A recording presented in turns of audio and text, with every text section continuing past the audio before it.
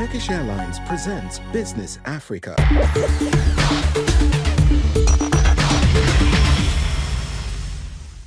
Bonjour et bienvenue dans ce numéro de Business Africa. Je suis Ronald Cato. Les navires détournés de la mer Rouge évitent les ports sud-africains car les problèmes de capacité les rendent non compétitifs. Craignant la congestion et la bureaucratie, les navires s'approvisionnent en Namibie et en Maurice, privant ainsi l'Afrique du Sud de revenus non négligeables. La fermeture de la frontière entre le Burundi et le Rwanda a freiné le commerce bilatéral entre les deux voisins d'Afrique de l'Est. Les exportateurs se démènent pour trouver de nouveaux marchés. Et enfin, après les inquiétudes du Soudan du Sud et du Kenya concernant la qualité des céréales, l'Ouganda a lancé une campagne visant à inciter les acteurs de la chaîne de valeur à promouvoir la sécurité alimentaire. L'accent est mis sur les protocoles de post-récolte et de stockage. Alors que les porte-conteneurs se détournent de la mer Rouge, on s'attendait à un report vers l'Afrique du Sud, mais les ports sud-africains ont des problèmes de capacité. L'espace d'accostage est réduit, celui du ravitaillement aussi. D'après la Banque mondiale, les ports à conteneurs sud-africains sont parmi les plus inefficaces à cause de ces problèmes d'infrastructure. L'opérateur portuaire Transnet a vu ses pertes dépasser 300 millions de dollars en 2023. Les défaillances portuaires pourraient coûter à l'économie jusqu'à 19 milliards de dollars par an. Exemple avec ce sujet sur les problèmes de capacité auxquels est confronté le port de Durban. Durban, principal port à conteneurs de la côte sud-africaine, est confronté à des problèmes de capacité. L'escalade des tensions en mer Rouge a contraint les compagnies maritimes internationales à faire des détours par le cap de Bonne-Espérance en Afrique du Sud. Les coûts logistiques sont considérables. En outre, il y a bien sûr une demande supplémentaire, mais la capacité sera bientôt épuisée. Vous verrez qu'il y aura un manque d'équipement et qu'il n'y aura plus de conteneurs disponibles pour approvisionner le marché. Ces 2 dernières semaines, les échanges de fret sont montés en flèche. On l'aura compris, le nombre de navires faisant escale au port de Durban pour se ravitailler en carburant et en matériel a considérablement augmenté. Conséquence, la congestion a prolongé les périodes d'attente des porte-containers. Nous ne pouvons même pas accueillir nos propres navires parce que la période d'attente à laquelle Durban est confronté est énorme. Elle est d'environ 20 jours à l'heure actuelle et c'est considérablement important. Cette augmentation des coûts de transport pourrait entraîner une nouvelle hausse du prix des produits de base. Marissa Lorenzo est une analyste indépendante des risques politiques et économiques qui se concentre sur l'Afrique australe. Merci beaucoup pour votre disponibilité. Les ports sud-africains ont du mal à faire face à l'augmentation du trafic maritime. Quelle est l'ampleur des problèmes de capacité ?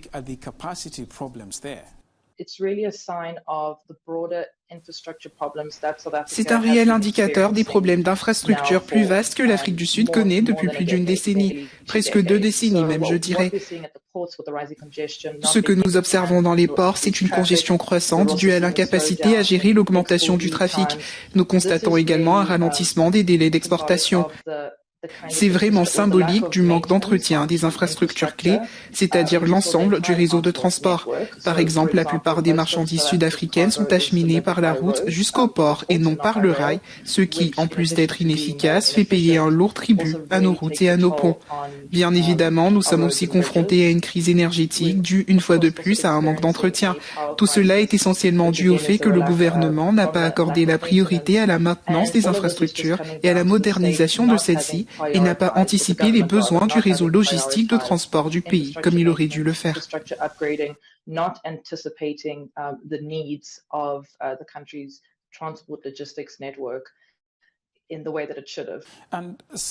L'Afrique du Sud s'est efforcée de renouer avec la croissance ces dernières années. Diriez-vous que la crise de la mer Rouge a été une occasion manquée ? Alors, la dernière fois que l'Afrique du Sud a enregistré une forte croissance économique remonte à avant la crise financière mondiale. Et à vrai dire, pour être juste envers le gouvernement, l'économie sud-africaine est fortement exposée aux conditions mondiales. Nous avons traversé plusieurs crises qui auraient pu avoir un impact très profond sur l'économie sud-africaine, car nous ne sommes pas isolés ou séparés de ces événements. Cela dit, certaines décisions prises par le gouvernement n'ont peut-être pas facilité les investissements.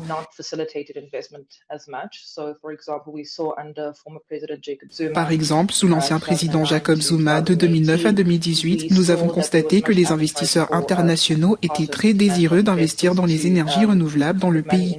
Malheureusement, ce projet a été bloqué en raison de la corruption et du manque de volonté de l'État à l'époque pour répondre à la crise énergétique.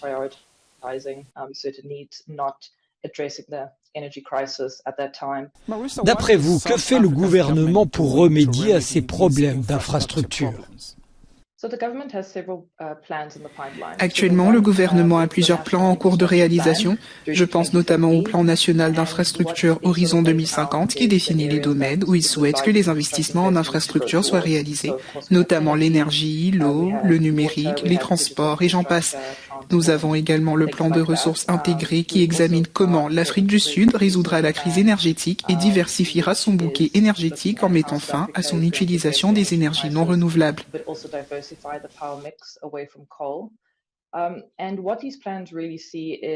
Afin de concrétiser ces projets, le gouvernement devra bien évidemment faire appel aux investissements du secteur privé.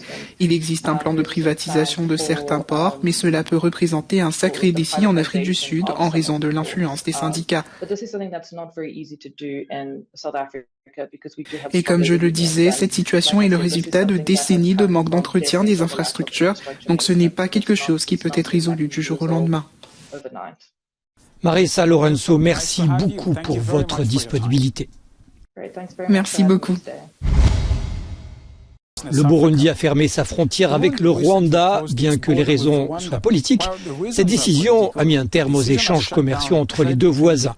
En 2022, les exportations du Rwanda vers le Burundi s'élevaient à 3,8 millions de dollars. Commerçants, transporteurs et fabricants rwandais se démènent pour trouver de nouveaux marchés. C'est à voir dans ce reportage de Diana Iriza.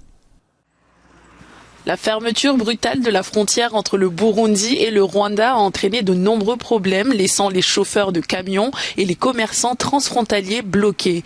Cette fermeture a perturbé la livraison des marchandises, obligeant les chauffeurs à emprunter un itinéraire plus lent en passant par la Tanzanie, ce qui provoque des pénuries de marchandises.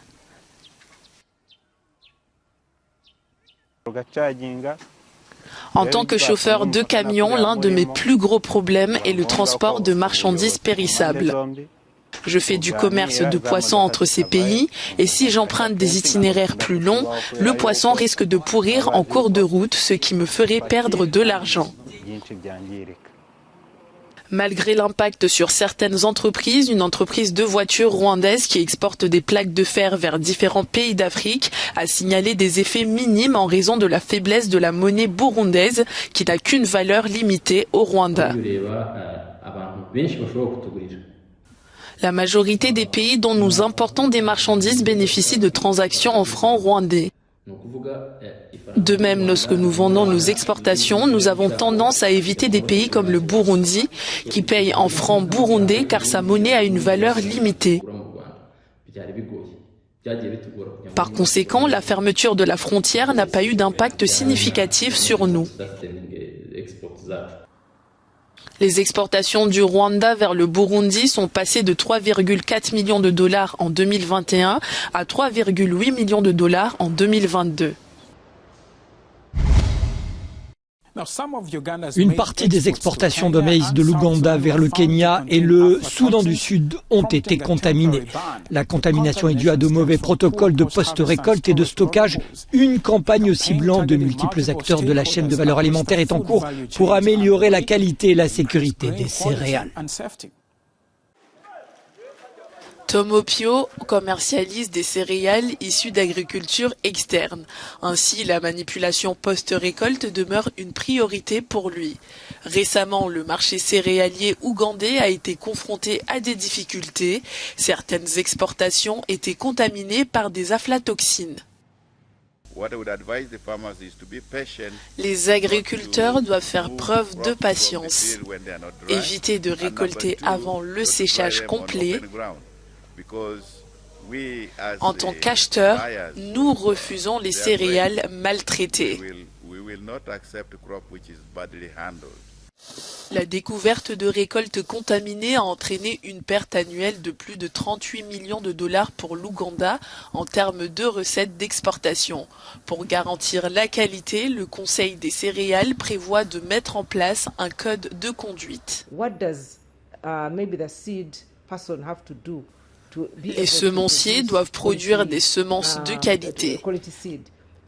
Les agriculteurs doivent cultiver des céréales de qualité. Chaque acteur de la chaîne de valeur a un rôle défini dans le code de conduite.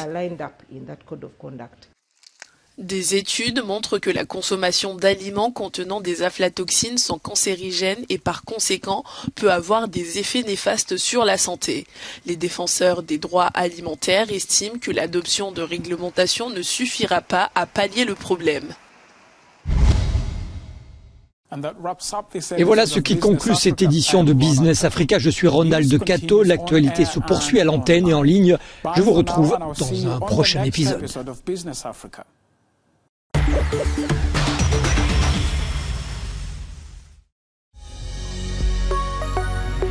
Business Africa was presented by Turkish Airlines.